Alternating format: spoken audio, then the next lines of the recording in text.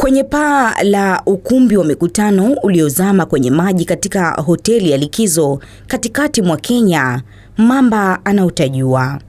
Katika ishara inayoonyesha ya jinsi maji ya ziwa Baringo yanavyohatarisha maelfu ya familia na biashara za ndani. Ziwa Baringo na maziwa mengine katika eneo la jimbo la Bonde la Ufa nchini Kenya yamepanda hadi viwango ambavyo havijawahi kuonekana kwa angalau nusu karne. Huku wanasayansi wakisema ongezeko hilo ni la mvua kubwa inayohusishwa na mabadiliko ya tabia nchi. Kwa mujibu wa takwimu rasmi, maelfu ya watu wamehamishwa hadi maeneo ya juu, lakini waathiriwa wengi wanasema maziwa hayo yanaendelea kuwafuata. Mwaka 2011 ziwa hilo lilishuhudia ongezeko kubwa la kwanza la maji. Mary Milka Tiren mwenye umri wa miaka 40 alimpoteza mumewe baada ya kushambuliwa na kiboko alipokuwa akirudi nyumbani kutoka kazini katika hoteli maarufu ya watalii ambayo sasa imejaa maji kabisa. Muongo mmoja baadaye, mwanawe wa miaka 9 alilazwa hospitalini kwa miezi 3 baada ya kushambuliwa na mamba na kuacha kovu kwenye mkono wake wa kulia. Sasa wanachota maji akarukiwa na mamba. Sasa kulikuwa na watoto nyako naenda wale msaidia. Wakangangana, watoto 3 ndio walingangana, bana wote waliumwa na hiyo mamba moja tu. Lakini huyu ndiye alikuwa ameumia sana. Juu alibeba yeye kiasi. Kijana mwenye rika yake akakimbilia akamshika.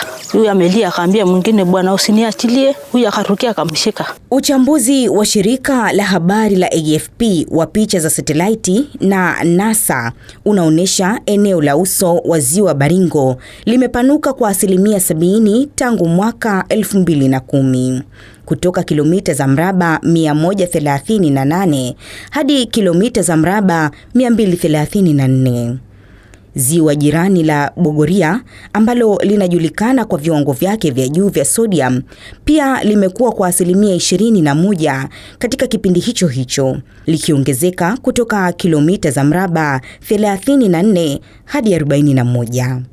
Mlinzi mkuu wa huduma ya wanyamapori Kenya, Jackson Komen, ameliambia shirika la habari la AFP kadri maji ya maziwa hayo mawili, moja la maji safi na jingine la kemikali alkali yanavyoongezeka, umbali kati yao umepungua. So if the two lakes will meet, then maybe... Kwa hivyo ikiwa maziwa hayo mawili yatakutana, basi labda kutakuwa na janga la kiikolojia ambalo huenda tusijue la kufanya nalo. Ninadhani hivi karibuni tulipokuwa na mvua, maji ya ziwa Bogoria yalionekana yakitiririka polepole hadi ziwa Baringo, na hilo limeonekana ukipima kiwango cha udongo. Kwa mfano, utaona kiwango cha chumvi hata kwenye mimea mingine. Upanuzi wa maziwa hayo mawili pia umesababisha pigo kubwa kwa utalii nchini humo. AFP imeona hoteli 4 za kitalii zikiwa zimefunikwa na maji ya ziwa Baringo, nyingine ikiwa imekwama na kutelekezwa kwenye kisiwa hicho. Kumbukumbu rasmi zinaonyesha takriban taasisi 12 karibu na ziwa Baringo na Bogoria zimeathiriwa, baadhi zikiwa zimezama kabisa.